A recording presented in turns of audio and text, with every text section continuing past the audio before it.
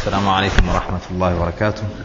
الحمد لله حمدا كثيرا طيبا مباركا فيه، وأشهد أن لا إله إلا الله وحده لا شريك له، وأشهد أن محمدا عبده ورسوله صلى الله عليه وعلى آله وأصحابه وعلى كل من تبعهم بإحسان إلى يوم الدين. أما بعد، فأحمد الله تبارك وتعالى أن جمعنا في بيت من بيوته لنتحدث عن رجل عظيم، عن صحابي جليل، بل عن أفضل الأمة بعد نبيها صلى الله عليه وسلم، أبي بكر الصديق رضي الله عنه. والكلام عن الصحابة الكرام قربة إلى الله سبحانه وتعالى وإيمان. On remercie Allah subhanahu wa ta'ala et on prie sur son noble prophète et messager Muhammad sallallahu alayhi wa sallam.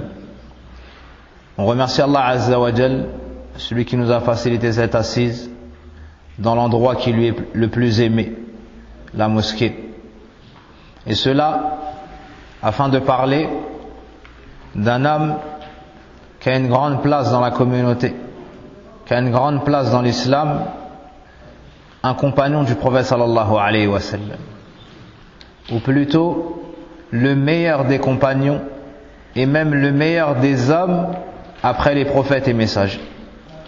J'entends par cela Abu Bakr as-Siddiq radiallahu anhu, sans aucun doute le siècle des compagnons et le meilleur des siècles. يقول النبي صلى الله عليه وسلم كما خرجه البخاري ومسلم من حديث عبد الله بن مسعود رضي الله عنه: خير أمتي قرني ثم الذين يلونهم ثم الذين يلونهم. Le prophète sallallahu alayhi wa sallam nous dit: les meilleurs de ma communauté sont les gens de mon siècle, puis ceux qui viendront après, puis ceux qui viendront après. C'est ce qu'on appelle al-Qurun al-Mufaddala. Allah Azza wa Jal, dans de nombreux versets coraniques, nous parle de la valeur des compagnons, de leur place, et nous informe qu'il a été satisfait d'eux, et que toute personne aspirant à sa satisfaction devra suivre les pas des compagnons, qui eux-mêmes ont suivi les pas du prophète sallallahu alayhi wa sallam. يقول الله تبارك وتعالى في كتابه الكريم: والسابقون الأولون من المهاجرين والأنصار والذين اتبعوهم بإحسان رضي الله عنهم ورضوا عنه وعد لهم جنات تجري من تحتها الأنهار أو تجري تحتها الأنهار خالدين فيها أبدا وذلك الفوز العظيم. Allah Azza wa Jal dit dans le Coran les tout premiers, c'est-à-dire parmi les croyants, min al-muhajirin, parmi les habitants de la Mecque, wal ansar, les habitants de Médine, et ceux qui les ont suivis avec excellence. Allah est satisfait d'eux et ils sont satisfaits d'Allah. Allah est satisfait d'eux et ils sont satisfaits d'Allah. Et il leur a préparé des jardins sous lesquels coulent des ruisseaux afin d'y demeurer éternellement. Et voici l'énorme succès. Dans ce verset, Allah Azza wa Jal nous montre la valeur des compagnons du prophète sallallahu alayhi wa sallam et nous indique qu'il a été satisfait d'eux et de ceux qui les ont suivis avec excellence, sans ajouter, sans diminuer, sans altérer la voie sur laquelle ils étaient. Et c'est le refuge vers lequel on doit revenir en temps de fitan, en temps de trouble, afin d'espérer recevoir la guidée d'Allah Azza wa Jal. كما ثبت من حديث العرباض بن سارية أنه قال النبي صلى الله عليه وسلم: إنه من يعش منكم فسيرى اختلافا كثيرا فعليكم بسنتي وسنة الخلفاء الراشدين المهديين عضوا عليها بالنواجذ وإياكم ومحدثات الأمور فإن كل محدثة بدعة وكل بدعة ضلالة. Le prophète sallallahu alayhi wa sallam nous informe qu'en temps de trouble, la bonne voie sera dans le fait de revenir à ce sur quoi étaient ses compagnons. Et à leur tête, les 4 califes bien guidés, c'est-à-dire Abu Bakr, Omar, Uthman et Ali. Et nombreux sont les versets dans lesquels Allah Azza wa Jalla a fait leurs éloges, ainsi que les hadiths. Et ce soir, on va parler du meilleur d'entre eux. On va parler de Abu Bakr radiyallahu ta'ala anhu. Ismuhu nasabuhu wa laqabuhu. Awalan, huwa Abdullah ibn Abi Quhafa. Uthman. Donc Abu Bakr, qui est connu sous ce nom, cette kunya, son prénom est Abdullah. Le prénom de Abu Bakr est Abdullah. Et son père se nomme Uthman. Et la kunya de son père est Abu Quhafa. Et ce dernier s'est converti après avoir atteint un âge très avancé. Le père de Abu Bakr radiallahu anhu s'est converti après Al-Fath radiallahu anhuma. وهو قرشي ونسبه من أزكى أنساب العرب ويلتقي في الجد الخامس أو ما فوق ذلك في ابن مرة في نسب النبي صلى الله عليه وسلم. Donc Abu Bakr radiallahu anhu fait partie des nobles de Quraysh. Et dans sa lignée, dans ses aïeux, son 5e grand-père, Ibn Murrah, dans cette personne, il rejoint la lignée du prophète sallallahu alayhi wa sallam. Donc ils ont en commun des arrière-grands-parents. Donc la lignée de Abu Bakr est une des plus nobles lignées chez les Arabes. Et il rejoint donc la lignée du prophète sallallahu alayhi wa sallam, fi ibn Murrah ibn Ka'b. وكان هو أبو بكر رضي الله عنه عالما بالأنساب. Abu Bakr était un savant dans la généalogie. ولقب بالصديق. وجزم ابن جوزي وغيره أن هذا بعد الإسراء والمعراج. Le surnom de Abu Bakr était As-Siddiq, le véridique. Et certains savants le surnomment désormais As-Siddiq al-Akbar, le plus grand véridique de la communauté, comme le disait Al-Allamatul Muhaddith Al-Albani rahimahullahu ta'ala. Wa luqiba bi Atiq également. ولد رحمه الله تعالى في السنة الثانية من عام الفيل أو بعد الفيل بعد عام الفيل.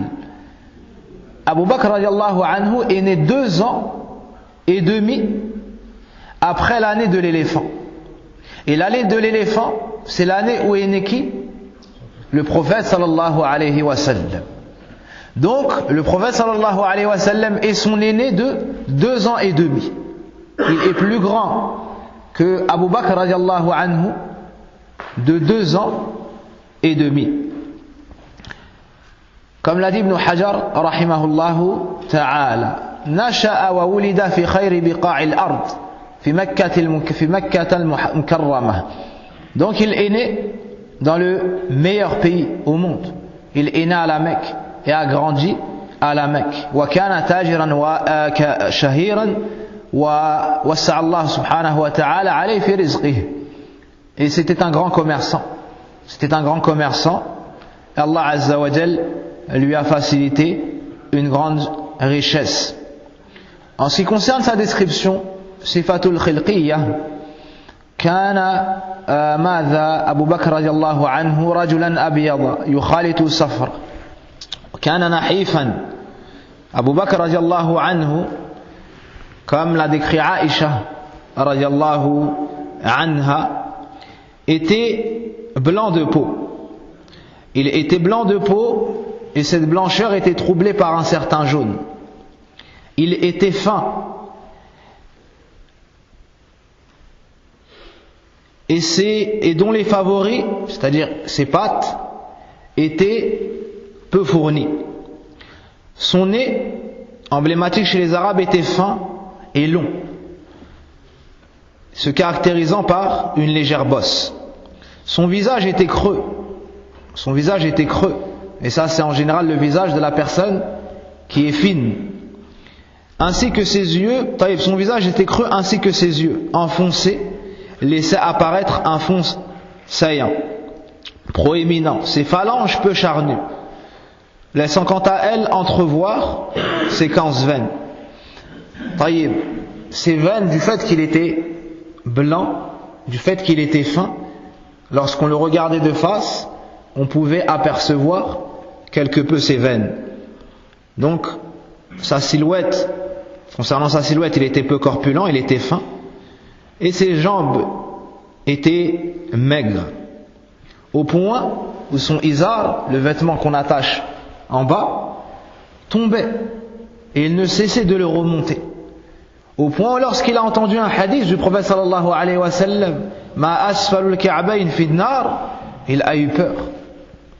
Tout ce qui est en dessous des chevilles est voué au feu. C'est un hadith du prophète sallallahu alayhi wa sallam. Et de ce hadith, les savants ont tiré l'interdiction de laisser descendre le vêtement en dessous des chevilles, quel qu'il soit. Abu Bakr est parti voir le prophète sallallahu alayhi wa sallam. Et il lui a dit, Ya Rasulallah, mon vêtement ne cesse de descendre. Je le remonte, il tombe. Je le remonte, il descend. Le prophète sallallahu alayhi wa sallam zakkahu wa athna alayhi wa qal anta lasta mimman yasna'u dhalik. Le prophète sallallahu alayhi wa sallam lui a dit, toi tu ne fais pas partie de ceux qui font cela par orgueil. Le prophète sallallahu alayhi wa sallam a fait ses éloges, wa zakkah. Mais nous, on ne peut pas dire, moi je fais cela pour. Non, le prophète sallallahu alayhi wa sallam a interdit cela. Azakku anfusakum. Il teignait sa barbe au henné au katam. Le henné c'est connu, ça vire vers le rouge. Le katam c'est plus foncé, ça vire vers le noir.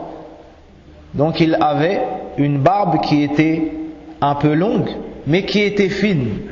Il avait une barbe qui était un peu longue, mais qui était fine. À peu près, il y a rien à comprendre, un peu comme le frère Sofiane, mais plus fine comme cela. Donc voici pour sa description physique. En ce qui concerne ses épouses, ses enfants, awladuh wa azwajuh, il a eu 8 enfants, ou il a eu 6 enfants.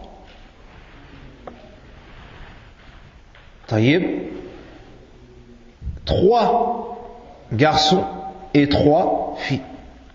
Il s'est marié avec 2 femmes avant l'islam et 2 femmes après l'islam. Il s'est marié avec Bint Abd al-Uzza. Elle lui a donné comme enfant Abdullah et Asma. Abdullah et Asma. Asma qui est la femme de Az-Zubayr. Az-Zubayr ibn Awwam, un des meilleurs compagnons, radiyallahu anhum. Il s'est marié avec Roman, qui est une de ses épouses les plus connues, qui lui a donné Abdurrahman et As-Siddiqa, Aïcha, radiyallahu anha, l'épouse préférée du prophète sallallahu alayhi wa sallam. Il s'est marié avec Asma bint Umays, qui lui a donné Muhammad sallallahu alayhi wa sallam. Et cette femme est connue, c'est la femme qui était l'épouse de Ja'far ibn Abi Talib, qui lui est mort martyr après son décès. Abu Bakr radiallahu anhu l'a épousée. Et il s'est marié également avec une femme d'Ansar qui lui a donné Madha Ummu Kalthum après son décès, radiallahu anhum.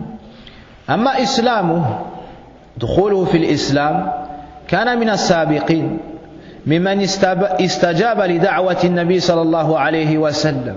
Abu Bakr fait partie des premiers à s'être convertis, au point où certains savants ont dit que c'est le premier à avoir cru en la prophétie de Muhammad sallallahu alayhi wa sallam. D'autres savants ont dit non. La première est une femme, c'est Khadija bint Khuwaylid radiyallahu anha. Et d'autres ont dit non, c'est celui qui était son servant. Et d'autres ont dit non, et ainsi de suite. Il y a donc, comme vous comprenez, une divergence.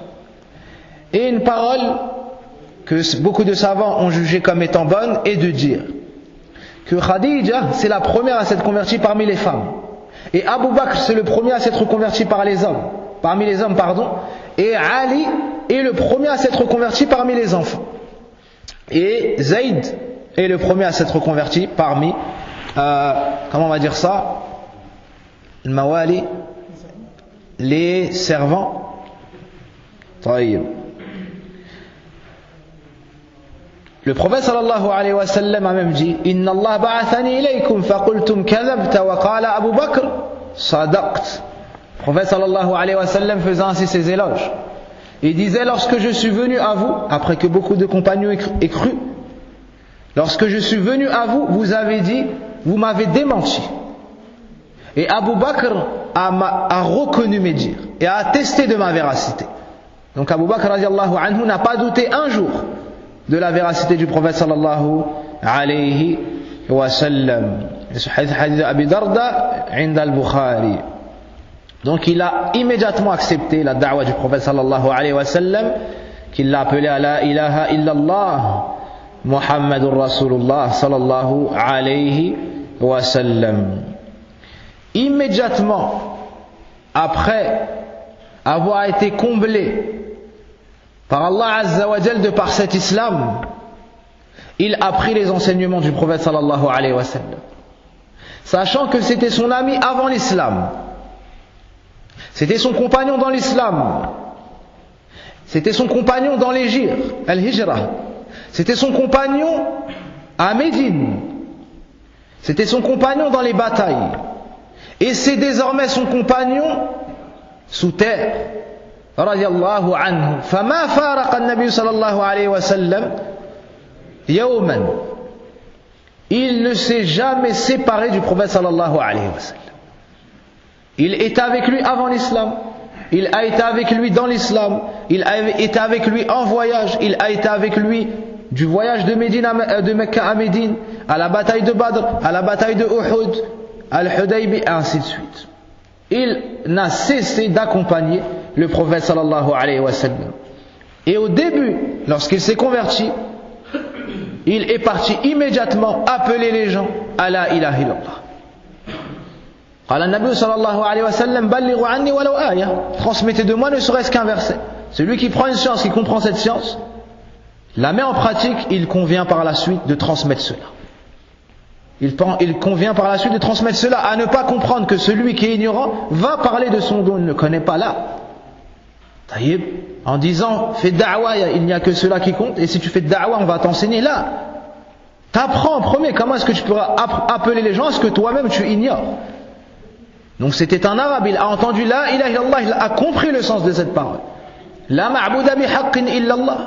Il a su que l'ilah c'était le ma'boud. Et que la ilaha signifiait nafyu istiqaq al-ibada an kulli ma siwa Allah. Et que illallah signifiait ithbatu al-uluhiyyati al-haqqa lillahi wahdahu la sharika lah. Il a compris le sens de la ilaha illallah, que ça voulait dire renier le droit à l'adoration pour tout autre que Allah, et affirmer que le seul qui méritait entièrement d'être adoré était Allah Azza wa Jal. ذلك بأن الله هو الحق وأن ما يدعون من دون الباطل وأن الله هو العلي الكبير. Donc il est parti immédiatement appeler ses proches, appeler ses amis, appeler sa famille à rentrer dans l'islam et à prononcer et proclamer la parole de l'unicité, la ilaha illallah. Il était respecté dans son peuple, connu dans son peuple pour ses nobles caractères, pour sa gentillesse, sa douceur, pour sa générosité et son bon comportement. Et sachez qu'Allah Azza wa Jal a guidé par sa cause les meilleurs des compagnons. Les meilleurs des compagnons parmi les 10 qui ont été promus au paradis dans le hadith ماذا عند الترمذي وغيره.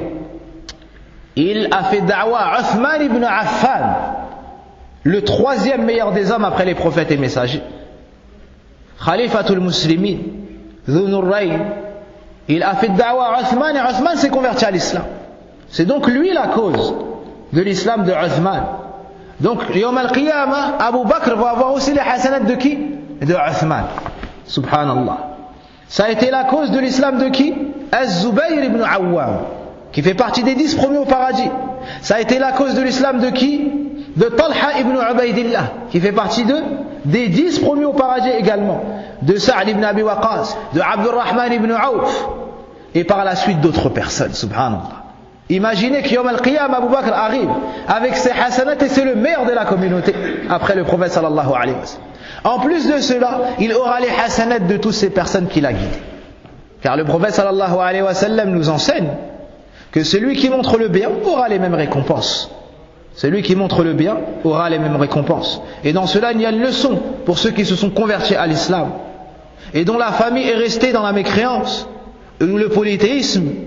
Ils se doivent d'aller les trouver et de leur présenter l'islam et de leur transmettre la religion du prophète Mohammed sallallahu alayhi wa sallam et de leur exposer avec sagesse, avec science et avec douceur en demandant à Allah azza wa jal de les guider. Wa la hawla wa la quwwata illa billah. Sachez également qu'il y avait des esclaves à cette époque et que lorsqu'ils entraient dans l'islam, ils étaient torturés. Ils étaient torturés à l'image de Bilal radiallahu anhu et beaucoup d'autres. Le prophète sallallahu alayhi wa sallam est parti trouver Abu Bakr qui lui était riche et il l'a encouragé à faire du bien pour ses frères qui étaient dans la difficulté. Abu Bakr n'a pas hésité une demi-seconde. Il est parti et a affranchi Bilal, ou plutôt a acheté sa liberté. Puis il l'a affranchi. Pourquoi? Pour qu'il se décharge dans l'adoration d'Allah azza wa jal d'un culte sincère. Il a été la cause de la libération de plusieurs esclaves au point où son père, Uthman Abu Quhafa, à l'époque lui reprochait cela, de dépenser une fortune pour affranchir des gens qui à ses yeux à l'époque n'avaient pas de valeur. Mais Abu Bakr radiallahu anhu avait compris que al-muslim est sacré. Al-muslim, le musulman, celui qui dit la ilaha illallah, qui adore Allah d'un culte sincère, c'est quelqu'un de sacré. Donc dès qu'il voyait la possibilité d'affranchir un esclave, il ne tardait pas à dépenser de ce qu'Allah azza wa jal lui avait facilité. Abu Bakr radiallahu anhu, awwalu du'at al-islam, c'est le premier à avoir appelé les gens à l'islam après le prophète sallallahu alayhi wa sallam. Il a demandé la permission au prophète sallallahu alayhi wa sallam de transmettre le message en public. Mais le prophète sallallahu alayhi wa sallam est en position de faiblesse à la Mecque. Donc il craignait pour Abu Bakr la nuisance de Kuffar Quraysh. Abu Bakr s'est montré très insistant. Le prophète sallallahu alayhi wa sallam lui a alors permis cela. Il fut dit que lorsqu'il les a appelés à l'islam en public, ils sont venus, ils l'ont agressé au point de le frapper au visage avec leurs sandales, au point où on ne distinguait plus son nez dans son visage, et ils l'ont laissé par terre pour mort. Subhanallah. Pourquoi? Parce qu'il a dit aux gens de dire la ilaha illallah. Cette parole, aujourd'hui on peut la prononcer sans craindre le reproche de personne. On peut faire la prière, mais à cette époque à la Mecque ça n'était pas comme ça. C'est pour cela que ces gens ont compris la valeur de l'islam et la valeur du tawhid, la valeur de la ilaha illallah. Car à cette époque, pour la ilaha illallah tu pouvais mourir. Pour la ilaha illallah tu pouvais mourir. Ils l'ont agressé, ils l'ont frappé au visage au point où on ne distinguait plus son nez dans son visage, et ils l'ont laissé pour mort. Puis sa tribu, et celui qui a fait ça est Utbah ibn Rabi'a et d'autres, puis sa tribu sont venus pour le prendre. Ils l'ont ramené chez lui et il ne s'est réveillé qu'à la fin de l'après-midi. Il ne s'est réveillé qu'en fin d'après-midi. Ils ont tous pensé qu'il allait mourir. Lorsqu'il s'est réveillé, savez-vous quelle est la première parole qu'il a prononcée? Imaginez cette situation. Quelqu'un qui a été frappé et laissé pour mort au sol. Lorsqu'il se réveille, après s'être évanoui un long moment, on pensait qu'il allait mourir. Sa première parole, comment va le prophète sallallahu alayhi wa sallam? Subhanallah.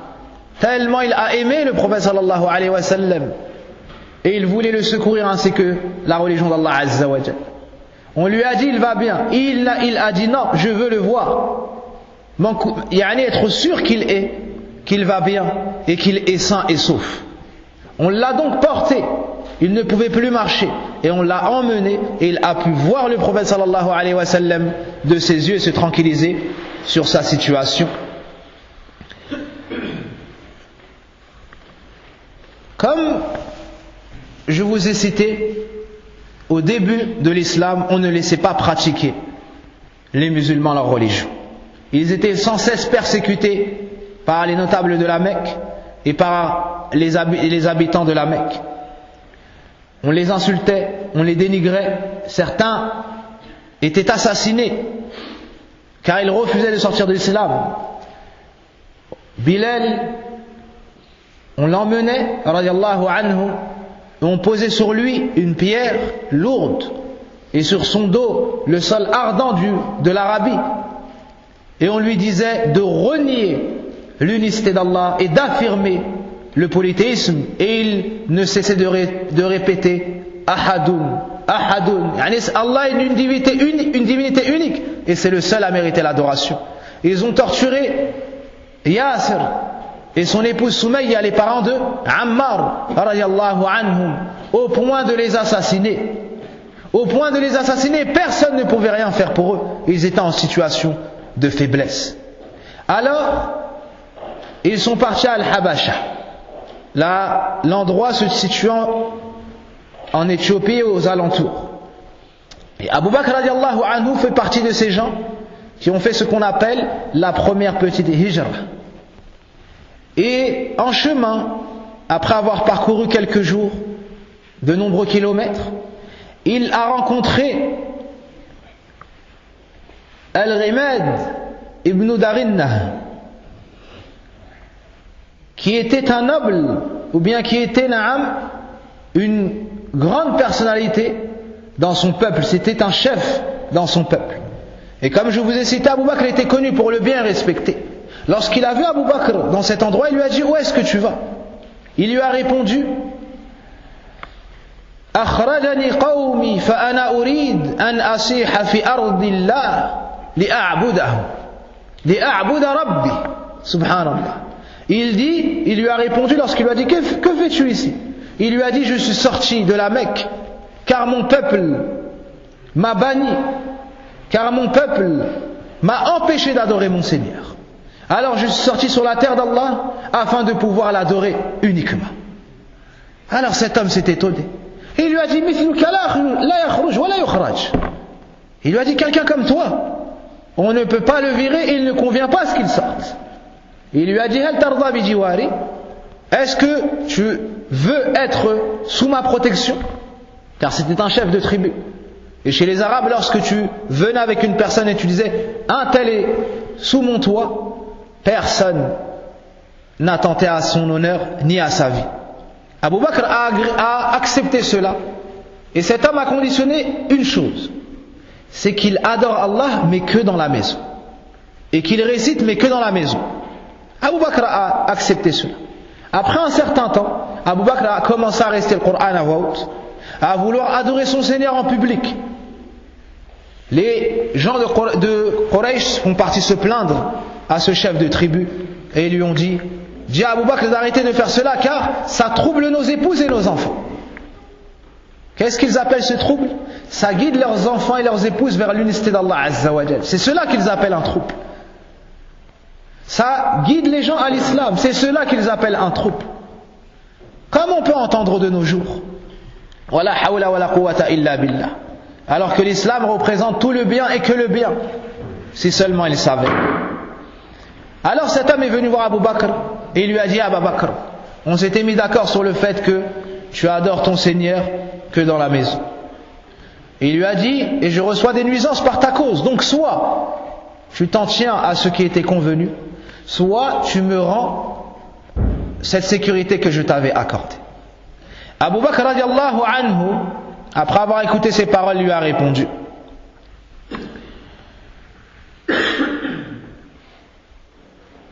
Aruddu alayka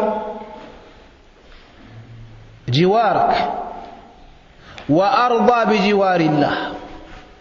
Il lui a dit: je te rends cela et je choisis à la place et je suis satisfait d'être plus proche d'Allah. Allez, j'étais proche de toi, tu veux que je te rende cela, je te le rends, mais je vais vers Allah Azza wa Jal. Radiallahu anhu. Ja'ala nafsahu fi khidmati l'islam. من أول يوم إلى أن دفن بجانب النبي صلى الله عليه وسلم في المدينة دافع عن النبي صلى الله عليه وسلم نصره بماله وأهله وكان أشجع الناس رضي الله عنه. أخرج الإمام البخاري قصة تبين لنا ذلك. كان النبي صلى الله عليه وسلم يصلي في الحجر أي جانب الكعبة، فجاء عقبة بن أبي معيط فوضع ثوبه في عنقه فخنقه خنقا شديدا، فأقبل أبو بكر الصديق رضي الله عنه ودافع عن النبي صلى الله عليه وسلم، أخذه بمنكبيه ودافع عنه وقال: أتقتلون رجلا أن يقول ربي الله. Le prophète sallallahu alayhi wa sallam un jour était en train de prier proche de la Kaaba. Un homme qui se nomme Uqba ibn Abi Mu'ayt est arrivé et a détesté voir le prophète sallallahu alayhi wa sallam en train d'unifier son Seigneur proche de la Kaaba. Il est arrivé, a pris son vêtement et a étranglé le prophète sallallahu alayhi wa sallam alors qu'il était en train de se tenir debout devant son Seigneur. Subhanallah. Et toi aujourd'hui, cher frère, tu peux venir à la mosquée, te prosterner pour Allah Azza wa Jal, le Seigneur des mondes, sans crainte pour ta santé, sans crainte pour ta vie, pour tes biens et ta famille. Et on trouve que beaucoup parmi nous tardent à venir à la mosquée, tardent à répondre à l'appel du mu'adhdhin. Et ceux qui viennent arrivent par moments en retard.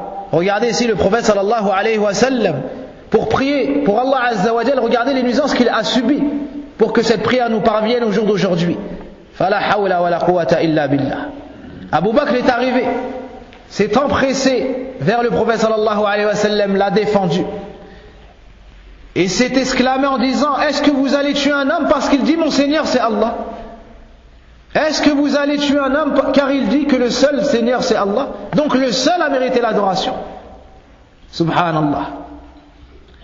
La même parole que mu'minu ali fir'aun: ataqtuluna rajulan an yaqula rabbi Allah wa qad ja'akum bil bayyinat. Si ce n'est que mu'minu ali fir'aun cachait sa foi et que Abu Bakr a proclamé sa foi au grand jour, il est donc mieux que mu'minu ali fir'aun. Il est même mieux que l'ensemble des compagnons de l'ensemble des prophètes radiyallahu anhum wa alayhim afdalus salati wassalam.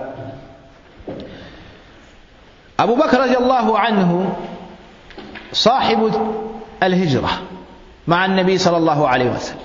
Abu Bakr voulait faire l'hégire, mais le prophète sallallahu alayhi wa sallam lui a dit: patiente un peu, j'espère qu'Allah me permette de partir à Mecque. Même la hijra, le prophète sallallahu alayhi wa sallam ne l'a pas fait de lui-même. C'était un serviteur d'Allah. Il ne faisait que ce qu'Allah lui ordonnait. Un jour, alors qu'Allah Azza wa Jal lui a révélé cela, il est parti trouver Abu Bakr chez lui. Et il lui a dit: akhrij man indak, fais sortir ceux qui sont chez toi. Car il voulait lui dire une chose très importante. Il lui a dit: il n'y a personne si ce n'est ta famille. Il lui a dit: udhina li bil hijra, on m'a donné la permission de faire l'hijra. Abu Bakr radiallahu anhu lui a dit: j'ai préparé 2 montures, ya Rasulallah. Rasulullah lui a dit: je te l'achète. Je te l'achète. Puis Abu Bakr a sorti de son argent et de ses biens pour préparer la hijra du prophète sallallahu alayhi wa sallam. Et a pris un guide pour leur montrer le chemin. Et parmi les choses étonnantes qui se sont passées durant la hijra, c'est le témoignage de l'amour qu'avait Abu Bakr pour le prophète sallallahu alayhi wa sallam et son souci qu'il avait pour l'islam, et pour que cet islam vous parvienne au jour d'aujourd'hui de manière pure, sans ajout et sans diminution, sans altération, mais comme il a été révélé par Allah Azza wa Jalla. Abu Bakr radiallahu anhu في أثناء الهجرة كان يمشي بين يدي الرسول صلى الله عليه وسلم تارة ويمشي وراءه تارة أخرى، فاستغرب النبي صلى الله عليه وسلم وسأله لماذا يصنع ذلك؟ فأجاب أبو بكر الصديق رضي الله عنه بجواب عظيم فقال له يا رسول الله معنى كلامه إذا تذكرت الطلب كنت وراءك وإذا تذكرت أذية الطريق كنت أمامك فقال له النبي صلى الله عليه وسلم يا أبا بكر إن حصل شيء إن أصبنا بشيء أتريد أن يقع عليك أنت قال نعم يا رسول الله إن أمت بمفردي وإن تمت أنت فأنت معك الرسالة لا إله إلا الله Abu Bakr radiallahu anhu durant le voyage de Mecca à Médine, l'Hégire, Al-Hijra, Al-Nabawiyya, marchait avec le prophète sallallahu alayhi wa sallam. Par moments, il marchait derrière lui. Imaginez-vous en train de marcher avec quelqu'un en voyage. Et vous le voyez aller derrière vous. Il était derrière le prophète sallallahu alayhi wa sallam. Ensuite, il faisait le tour et venait devant lui. Il revenait derrière lui, il revenait devant lui. Le prophète sallallahu alayhi wa sallam s'est étonné. Et lui a dit, Abu Bakr, ma hada? Pourquoi est-ce que tu fais cela? Il lui a dit, Ya Rasulallah, ô messager d'Allah, lorsque je me rappelle l'ennemi à nos trousses, je me mets derrière toi. Et lorsque je me rappelle la dangerosité du chemin, je me mets devant toi. Alors le prophète sallallahu alayhi wa sallam lui a dit, mais s'il se passe quelque chose, est-ce que tu veux que ça te touche toi? Le prophète Abu Bakr lui a dit, bien sûr au message d'Allah. Car si je meurs, moi je mourrai tout seul. Mais toi tu portes le message d'Allah. Toi tu portes l'islam. Subhanallah. Hada Abu Bakr dhaha bi nafsi. Il s'est sacrifié pour que cet islam nous parvienne. Il a un fadl sur chacun d'entre nous qui sommes assis à la mosquée. Radiallahu anhu. Fahukka lahu أن نجلس في محاضرة بهذا العنوان. Abu Bakr al-Siddiq رضي الله عنه, celui qui a été la cause que cet islam nous parvienne ainsi, a comme droit sur nous que cette muhadara, cette conférence est pour titre Abu Bakr radiallahu anhu, et c'est peu comparé à ce qu'il a fait pour nous. Ensuite ils sont arrivés dans la grotte Al-Ghar et y ont demeuré 3 jours. Abu Bakr radiallahu anhu faisait attention au prophète sallallahu alayhi wa sallam durant tout le chemin. Et il craignait pour la vie du prophète sallallahu alayhi wa sallam. Et lorsque l'ennemi a pu les rejoindre en suivant leurs traces, eux étaient dans cette grotte qui était souterraine. Alors Abu Bakr a regardé en haut et a vu les pieds des gens qui étaient à leur recherche. Il a donc dit, Ya Rasulallah, law nazara ahaduhum tahta aqdamihi la absarana. Abu Bakr a dit, ô messager d'Allah, si l'un d'entre eux regarde à ses pieds, il nous verra. فقال له النبي صلى الله عليه وسلم يا أبا بكر ما ظنك باثنين الله ثالثهما قمة في التوكل على الله قمة في التحقيق التوحيد. النبي صلى الله عليه وسلم, Abu Bakr a dit au prophète sallallahu alayhi wa sallam, au message d'Allah, si l'un d'entre eux regarde à ses pieds, il nous trouvera, il nous apercevra, il nous verra. Le prophète sallallahu alayhi wa sallam lui a répondu avec la plus grande quiétude, avec la plus grande confiance placée en son Seigneur Allah Azza wa Jal, ô Abu Bakr, que penses-tu de 2 personnes dont Allah est le 3e? Que penses-tu de 2 personnes dont Allah est le 3e? فأنزل الله سبحانه وتعالى قرآنا يتلى وخلد هذا الذكر. Allah Azza wa Jal a révélé des versets pour que cette histoire nous parvienne, et a parlé de cette histoire, et on a fait du Coran qu'on récite dans les mosquées et qu'on lit dans les maisons et qu'on étudie dans les assises de sciences. أنزل الله سبحانه وتعالى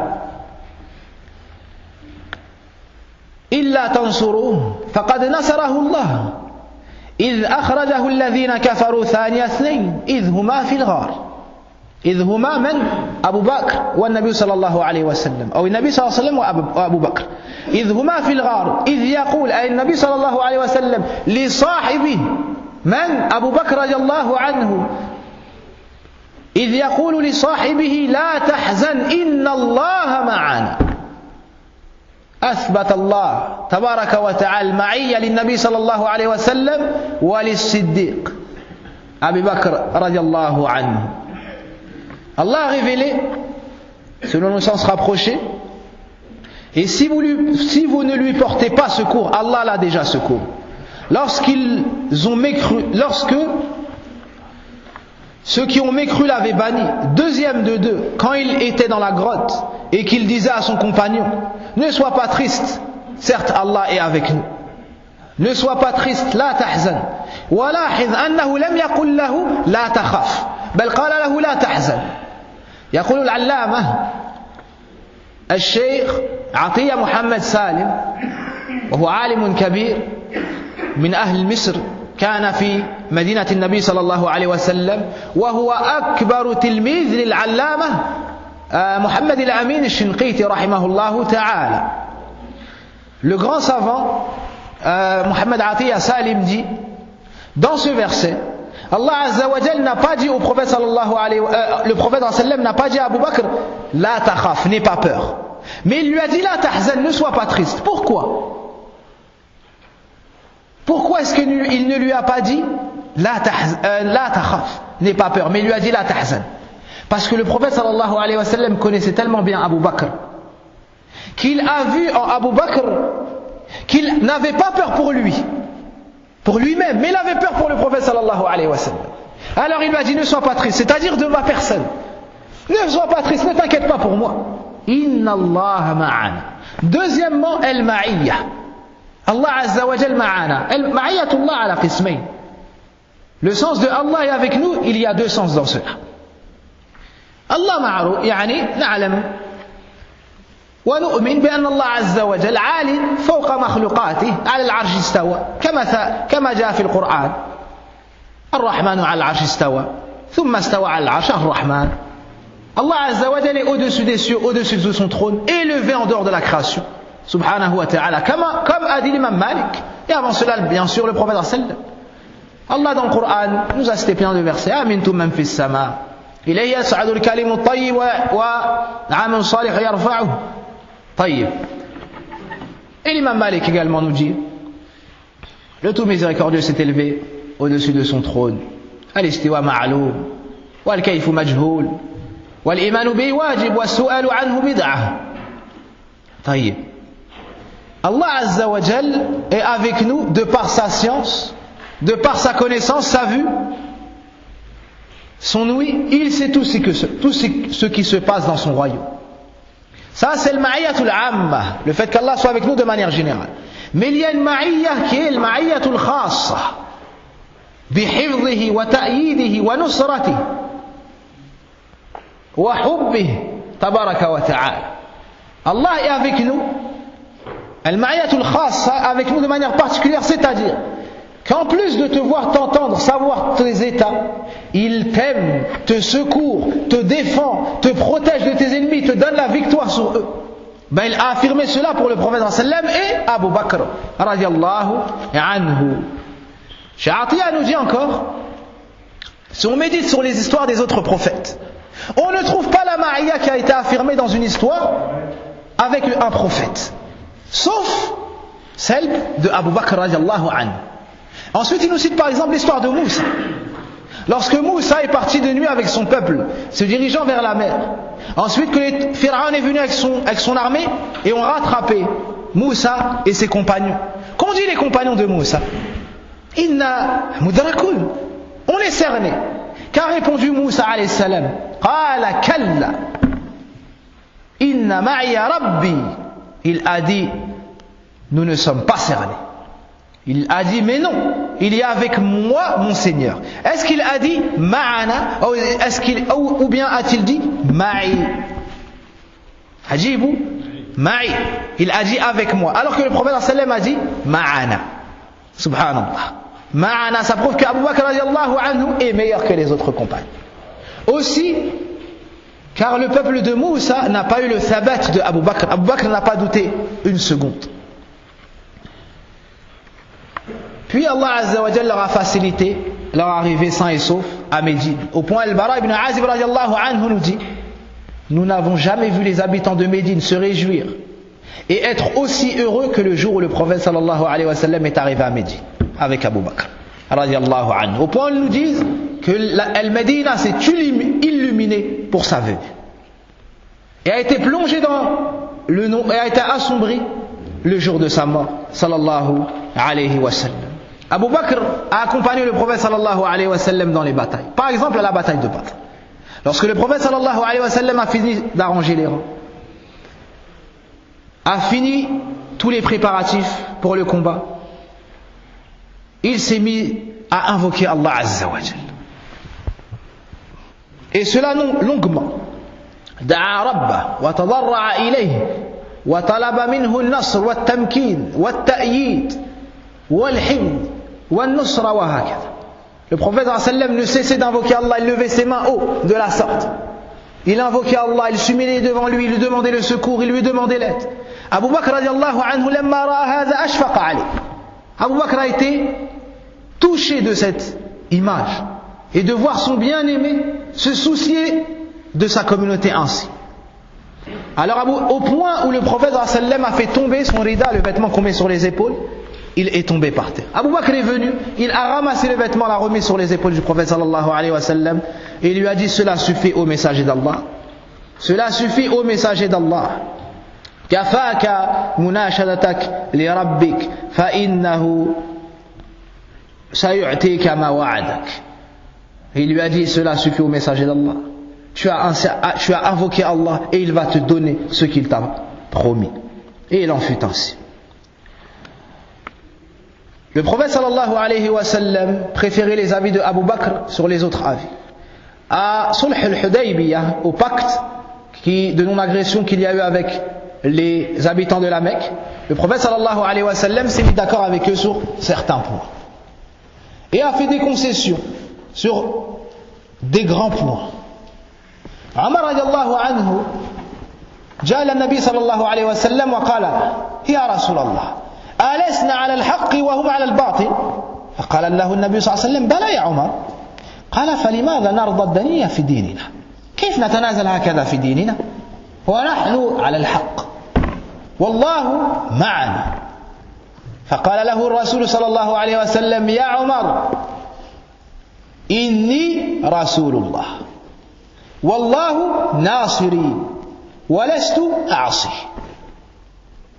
طيب، حفظتم كلمات النبي صلى الله عليه وسلم؟ ذهب عمر إلى أبي بكر فقال: يا أبا بكر ألسنا على الحق وهم على الباطل؟ قال: بلى يا عمر. قال: فلماذا نرضى؟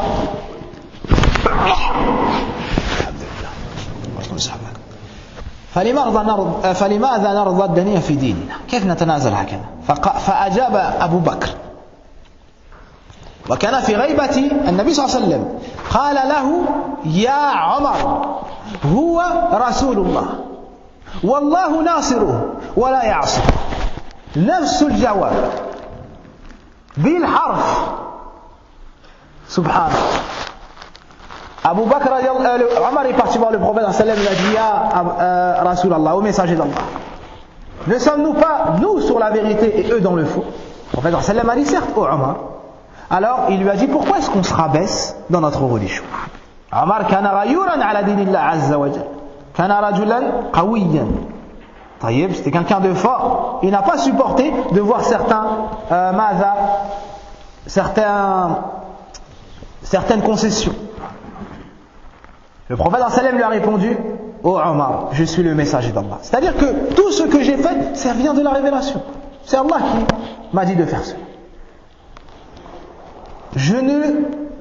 Il me secourra et je ne lui désobéis pas. Omar est parti. Il est parti trouver à la suite Abu Bakr.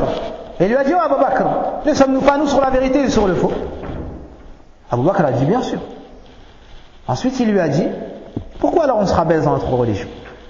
Abu Bakr a répondu: oh Omar, c'est le messager d'Allah Allah le secourra et ne lui désobéit pas. La même réponse exactement que celle du prophète sallallahu alayhi wa sallam alors qu'ils n'étaient pas ensemble. Ya subhanallah. Ça nous montre qu'il est vraiment resté beaucoup avec le prophète sallallahu alayhi wa sallam et qu'il l'aimait énormément et qu'il a tiré de lui son comportement, sa science et ainsi de suite.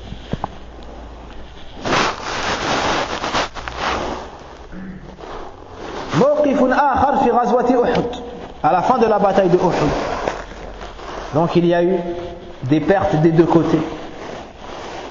Et une personne parmi le peuple de Quraysh, qui par la suite s'est converti, a dit: où sont ces gens-là? Où est Omar? Il est certainement mort. Omar a voulu immédiatement se lever. Ensemble lui a dit: non. Où est Abu Bakr? Il est certainement mort. Et le prophète sallam leur avait donné l'ordre de ne pas se montrer. Où est Mohammed? Il est certainement mort. À ce moment-là, Omar n'a pas pu patienter. Il s'est levé et il lui a dit: tu te trompes, ceux que tu viens de citer sont tous vivants. Alors ils ont dit: Lana al-Uzza wa la Uzza lakum. Il y a avec nous la divinité de la puissance et vous n'avez pas cela. Alors le prophète sallam leur a dit: n'allez-vous pas lui répondre? Alors ils ont dit: qu'est-ce qu'on lui répond, ya Rasul? Il a dit: Qulu lahu Allahu maulana wa la maula lakum. Allah est notre secoureur et vous n'avez pas de cela. Allah est proche de nous et vous n'avez pas Allah avec vous.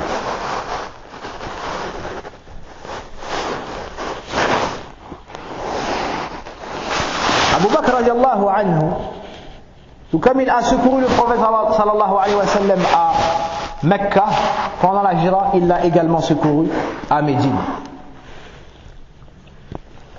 Et tout cela nous montre quoi? Tout cela nous montre les mérites de Abu Bakr. Parmi ses mérites, c'est le premier homme à s'être converti à l'islam. C'est le meilleur ami du prophète sallallahu alayhi wa sallam. Il a même été cité dans sa biographie qu'il n'a pas été rapporté de lui qu'il s'est prosterné devant une idole.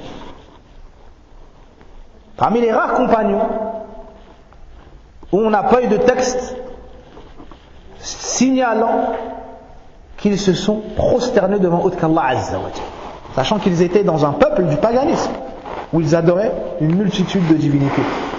Il y avait plus de 300 idoles autour de la Kaaba. On peut citer min fadaili parmi ses mérites que c'était la personne la plus généreuse après le prophète sallallahu alayhi wa sallam. Au point où le prophète sallallahu alayhi wa sallam a dit: Ma nafa'ani malun qat mithla ma nafa'ani malu Abi Bakr. Subhanallah. Le prophète sallallahu alayhi wa sallam a dit: il n'y a aucune richesse qui m'a été plus profitable que la richesse de Abu Bakr. Fabaka Abu Bakr. Abu Bakr s'est mis à pleurer quand il a entendu ça. Et il lui a dit: Hal ana wa mali illa laka ya Rasulallah. Subhanallah. Abu Bakr s'est mis à pleurer quand il a entendu ça. Et il lui a dit: Ya Rasulallah, moi et mon argent nous sommes à toi, ô messager d'Allah.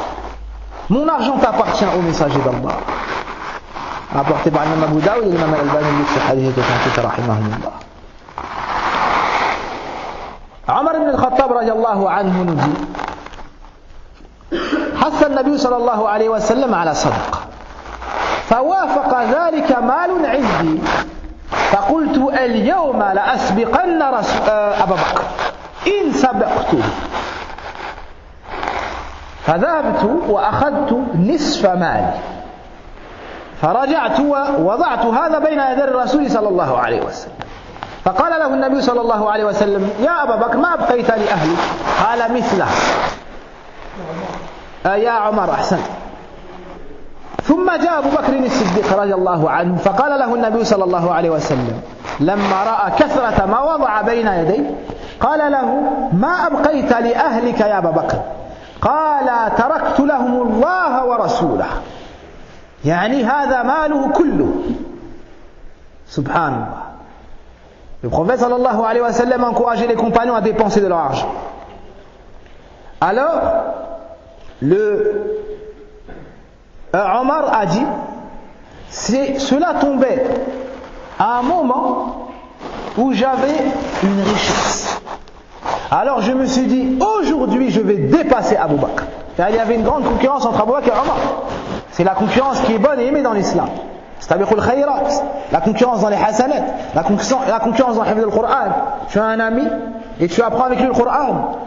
Tu as un ami et tu apprends avec lui al-Arba'in Nawawiyya, Amdatul Ahkam, Riyad Salihin, et ainsi de suite. Tu as un ami, tu le concurrences dans la ibad. Tu t'entraides avec lui. Ça, c'est une noble concurrence dans l'islam. Et Abu Bakr et Omar étaient ainsi. Et Omar n'arrivait jamais à dépasser Abu Bakr. Et ce jour-là, il a dit, c'est l'occasion de dépasser Abu Bakr. Pourquoi? Parce que c'est tombé un moment où il avait reçu de l'argent. Il est rentré chez lui et a divisé tous ses biens en deux. Et a ramené la moitié de ses richesses. Il a posé tout ça devant le prophète sallallahu alayhi wa sallam. Le prophète sallallahu alayhi wa sallam lui a dit, ô Omar, qu'as-tu donc laissé à ta famille? Il lui a dit, j'ai laissé la même chose. C'est-à-dire, combien? La moitié. Ça? Taïb. Abu Bakr radiallahu anhu ensuite est arrivé avec beaucoup de richesses. Le prophète sallallahu alayhi wa sallam lui a dit, qu'est-ce que tu as laissé pour ta famille? Il a répondu une parole. Si on ne l'avait pas trouvé dans un hadith authentique, on n'aurait pas pu la deviner. Il a répondu, je leur ai laissé Allah et son messager. C'est-à-dire, voici toutes mes richesses. Subhanallah. Ibn Qudam al-Maqdisi rahimahullah ta'ala dit, à la suite de ce hadith, وَهَذَا لِقُوَّةِ يَقِينِهِ وَكَمَالِ إِيمَانِهِ. Il dit, et cela de par la perfection de sa certitude et la force, ou bien de par la force de sa certitude et la perfection de sa foi. من فضائل أو مناقب أبي بكر رضي الله عنه أنه كان أحب الناس إلى النبي صلى الله عليه وسلم من الرجال. Parmi les mérites d'Abu Bakr, c'est que c'était l'homme le plus aimé de la meilleure créature, le prophète sallallahu alayhi wa sallam. Abdullah ibn Amr, ou bien Amr ibn al-As radiallahu anhu, son père dit, سألت النبي صلى الله عليه وسلم يا رسول الله أي الناس أحب إليك. Ils aimaient tous le prophète sallallahu alayhi wa sallam. Et quand tu aimes fort quelqu'un, tu aimes être son préféré à ses yeux. Alors les compagnons venaient et disaient, Ya Rasulallah, c'est qui t'aime le plus? Et beaucoup espéraient être le plus aimé. Pourquoi? Le prophète sallallahu alayhi wa sallam était tellement juste et tellement sage qu'il se comportait avec chacun de la meilleure façon, au point où certains pouvaient penser que c'était eux les plus aimés. Taïeb. Amr ibn al-As a demandé donc au message d'Allah, c'est qui que t'aimes le plus? Taïeb, comme les enfants avec leur père ou avec leur mère. Le prophète sallallahu alayhi wa sallam a répondu, Aïcha. Allahu Akbar. Il a répondu à Aïcha, son épouse. Il a dit une femme. Comme ça, il ne va pas blesser un compagnon parmi les hommes. Et ils lui ont dit non. Minar rijal ya Rasulallah, parmi les hommes. Qala Abuha, son père. C'est-à-dire Abu Bakr radiallahu anhu. Et regardez, il n'a pas dit Abu Bakr, il a dit Abuha. Comme ça va être doux pour celui qui pose la question. Allez, on peut se dire, comme c'est son père, طيب أحب الناس إلى النبي صلى الله عليه وسلم من الرجال أبو بكر رضي الله عنه. Et le prophète sallallahu alayhi wa sallam n'aime que ce que Allah azza wa jal a aimé. Et s'il l'a préféré, c'est de par ses nombreuses qualités. رضي الله عنه وعن الصحابة أجمعين. ابن عباس رضي الله عنه يذكر لنا أن النبي صلى الله عليه وسلم قال. Donc Ibn Abbas dit dans un hadith que le prophète sallallahu alayhi wa sallam a fait une khutbah, il a parlé et a dit, je n'ai pris personne en ami intime. Al-khulla a'la darajati al-hubb. ما اتخذت أحدا منكم خليلا فإن الله اتخذني خليلا كما اتخذ إبراهيم خليلا. Le prophète sallallahu alayhi wa sallam a dit, je vous informe que je n'ai pris personne en ami intime. On va traduire comme c'est traduit dans les en français, mais al-khulla en fait c'est quoi? C'est le niveau le plus haut de l'amour. Je n'ai rempli de cet amour mon cœur pour personne si ce n'est Allah. Et certes Allah m'a pris en khalil, en ami intime, Tout comme il a pris Ibrahim alayhi salam en ami intime. وَلَوْ كُنْتُ مُتَّخِذًا أَحَدًا خَلِيلًا لَاتَّخَذْتُ أَبَا بَكْرٍ خَلِيلًا. Subhan. Le prophète sallallahu alayhi wa sallam nous dit, si j'en avais choisi un en tant que Khalil, ça aurait été qui, à votre avis? Abu Bakr radiyallahu anhu. من أكبر فضائله ومناقبه أن النبي صلى الله عليه وسلم بشره بالجنة أكثر من مرة. Le prophète sallallahu alayhi wa sallam a annoncé à Abu Bakr de son vivant plus d'une fois qu'il faisait partie des habitants du paradis. Abu Bakr marchait sur la terre et avait déjà sa place au paradis. Et il savait cela. Mais les gens pieux ont pour particularité d'oublier leurs bonnes actions et de mettre entre leurs yeux leurs manquements. Et comme l'ont dit les pieux prédécesseurs, جمعوا بين إحسان العمل والخوف أن لا يتقبل الله منه. ونحن جمعنا بين خصلتين أو شيئين ما هما الإساءة في العمل والأمن من مكر الله ولا قوة إلا بالله. Abu Bakr radiallahu anhu s'est oublié ce mérite. Car les pieux prédécesseurs, comme l'a dit un des anciens, avaient pour qualité, avaient pour particularité de faire le bien. De faire le bien avec excellence. Et d'avoir peur qu'Allah n'accepte pas cela d'eux. Subhanallah. Il dit ensuite, et nous sommes plus à même de prononcer cette parole, wa astaghfirullah wa atubu ilayh, et nous avons uni entre deux autres choses. Les manquements dans la mise en pratique et le fait de se sentir en sécurité de la colère d'Allah. Abu Bakr radiallahu anhu un jour est venu frapper chez le prophète sallallahu alayhi wa sallam. كما أخرج البخاري من حديث أبي موسى الأشعري استأذن دخول عند النبي صلى الله عليه وسلم وكان البواب يومئذ أبو موسى الأشعري رضي الله عنه. فقال له النبي صلى الله عليه وسلم جاء أبو بكر قرع الباب فتح له الباب ماذا أبو موسى فاستأذن الدخول فطلب من النبي صلى الله عليه وسلم فقال له إن أبا بكر يستأذن في الدخول عندك فقال إذن له وبشره بالجنة. Abu Bakr est venu frapper chez le prophète sallallahu alayhi wa sallam. Et le portier ce jour-là était Abu Musa radiyallahu anhu. Il se concurrençait pour être au service du prophète sallallahu alayhi wa sallam, les compagnons. Il est venu et a dit, il y a Abu Bakr qui demande la permission d'entrer. Puis-je lui accorder? Le prophète sallallahu alayhi wa sallam a dit oui, oui, accorde-lui la permission d'entrer et annonce-lui la bonne nouvelle du paradis. La bonne nouvelle du paradis. Il lui a ouvert la porte, il lui a dit, le prophète sallam te permet d'entrer et t'annonce la bonne nouvelle du paradis. Ensuite il y a eu Omar, il lui a dit la même chose. Ensuite il y a eu Omar, il lui a dit Uthman, il lui a dit la même chose. Ala balwa tusib. Un jour ils étaient ensemble sur la montagne Uhud, sur le mont Uhud. La montagne s'est mise à boucher. Alors le prophète sallallahu alayhi wa sallam a dit uskun ya Uhud.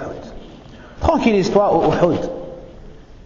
Ma alayk illa nabi صديق ماذا نبي صديق وشاهدا. Le prophète sallallahu alayhi wa sallam était un jour sur le mont Uhud, une montagne qui est connue pour ceux qui ont fait la Umrah. Taïb est connue de par la bataille de Uhud, une chaîne de montagnes qui fait des kilomètres. Le prophète sallallahu alayhi wa sallam était sur cette montagne qui aimait le prophète sallallahu alayhi wa sallam. Naam. قال النبي صلى الله عليه وسلم أحد جبل يحبنا ونحبه. سبحان الله. حتى الجمادات حتى الجبل يحبون الرسول صلى الله عليه وسلم. Le prophète sallallahu alayhi wa sallam était donc sur cette montagne avec Abu Bakr, avec Omar et Uthman. Depuis le début de la conférence, combien de fois on a dit le prophète sallallahu alayhi wa sallam ou Abu Bakr? Le prophète sallallahu alayhi wa sallam et Abu Bakr, il était toujours avec lui. Ça c'est une manaqib aydan. Toujours on entendait Abu Bakr, quand j'étais avec Abu Bakr, quand je suis parti là-bas avec Abu Bakr, quand il s'est passé cela et Abu Bakr, tout le temps Abu Bakr, radiyallahu anhu. Le prophète sallallahu alayhi wa sallam donc était sur cette montagne, la montagne s'est mise à bouger. Il lui a dit, tranquillise-toi au Uhud, tu n'as sur toi qu'un prophète, c'est-à-dire lui-même, un véridique, c'est-à-dire Abu Bakr, et 2 martyrs, c'est-à-dire qui? Omar et Othman, les 2 sont morts martyrs. Omar radiyallahu anhu s'est fait assassiner par qui? Abu Lu'lu'a al-Majusi. Voyez, et Othman également radiyallahu anhuma, yani s'est fait assassiner. Wallahu musta'an.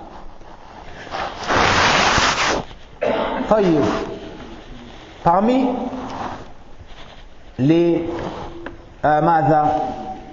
grands moments, et il ne reste que 2 minutes, donc on va essayer d'être prompt dans cela.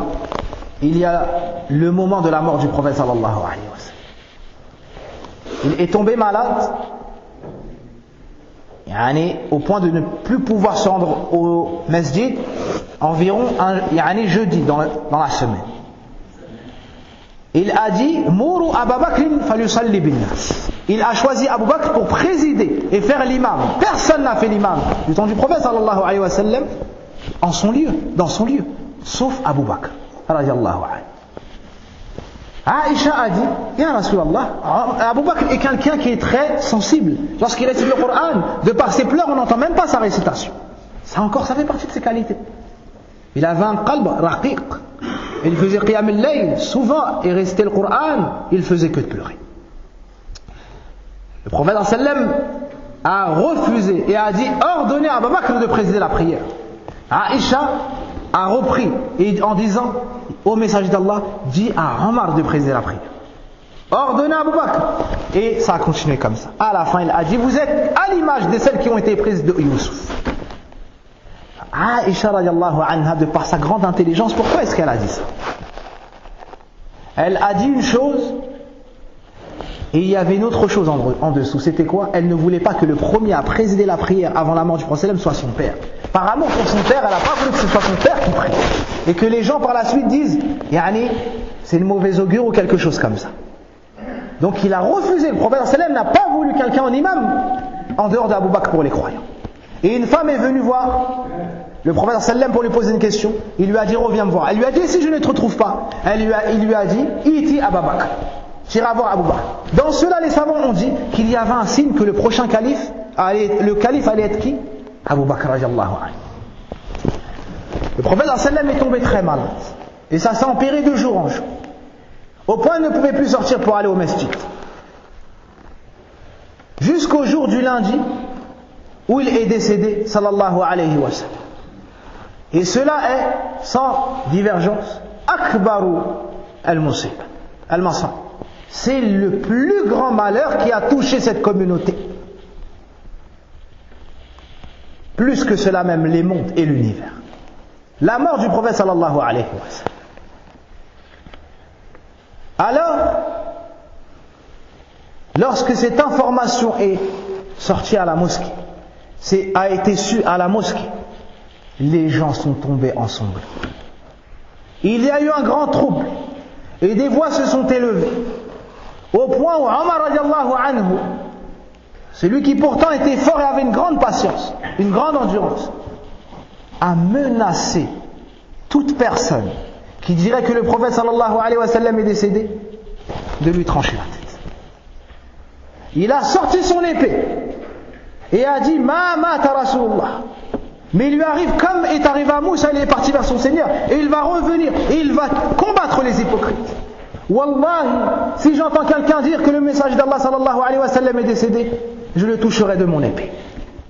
Abu Bakr radiyallahu anhu est venu et a montré que c'était l'imam des musulmans après le prophète sallallahu alayhi wa sallam et que c'était l'homme le plus ferme. Il est rentré chez Aïcha, n'a pas dit un mot, pour vérifier cette information et il l'a trouvé allongé, caché d'un tissu. Il a découvert son visage.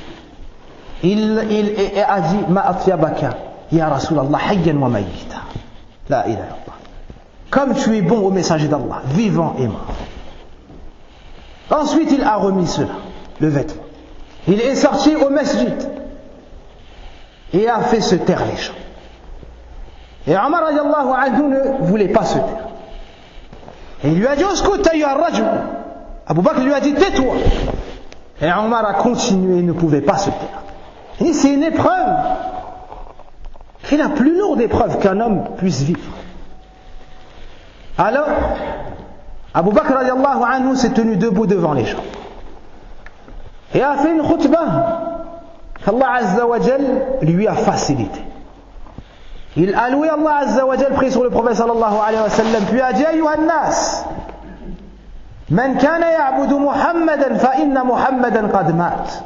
Oh vous les gens, que celui qui a adoré Muhammad, qu'il sache qu'il est mort. Wa man kana ya'budu Allah fa inna Allah hayyun la yamut. Mais celui qui a adoré Allah, qu'il sache que certes Allah est vivant et qu'il ne meurt jamais. Et ensuite il a récité le verset وَمَا مُحَمَّدٌ إِلَّا رَسُولٌ قَدْ خَلَتْ مِنْ قَبْلِ الرُّسُلِ أَفَإِمَّا تَوْقُتِلَ انْقَلَبْتُمْ عَلَى أَعْقَابِكُمْ وَمَنْ يَنْقَلِبْ عَلَى عَقِبَيْهِ فَلَنْ يَضُرَّ اللَّهَ شَيْئًا وَسَيَجْزِي اللَّهُ الشَّاكِرِينَ. Le verset 144 de sourate Ali Imran. Et que celui, Naam, et Mohammed n'était autre si ce n'est qu'un messager comme ceux qui sont passés avant lui. Parmi les messagers, est-ce que s'il meurt ou se fait assassiner, vous allez revenir sur vos pas? Et celui qui revient sur ses pas ne nuira en rien à Allah, et Allah rétribuera les patients ou les reconnaissants, ceux qui se montrent reconnaissants. Omar radiallahu anhu dit, quand j'ai entendu ce verset, c'est comme si je l'avais jamais entendu. Et lors de l'épreuve, tu peux oublier plein de choses, même du Coran. Il dit, et mes jambes, il était debout, il dit, et mes jambes n'ont plus réussi à me supporter, et il est tombé par terre. Et il s'est mis à pleurer, et toute la mosquée s'est mise à pleurer. Ils ont perdu la meilleure créature qu'Allah Azza wa Jal a créée. Celui qui leur a ramené le meilleur bienfait qu'Allah Azza wa Jal a donné. Al-Islam, Al-Tawhid, Al-Qur'an, La ilaha illallah.